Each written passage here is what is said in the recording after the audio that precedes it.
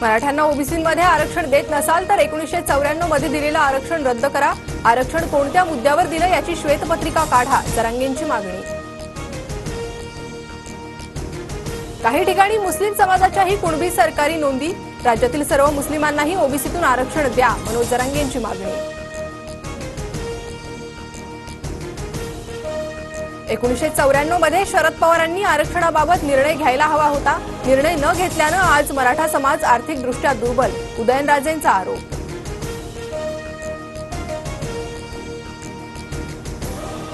जळगावातील शिंदेंच्या सभेनंतर शिक्षक संस्थाचालकांना पैसे वाटले, व्हिडिओ ट्विट करत सुषमा अंधारेंचा आरोप। किशोर दराडेंनी मात्र आरोप फेटाळले।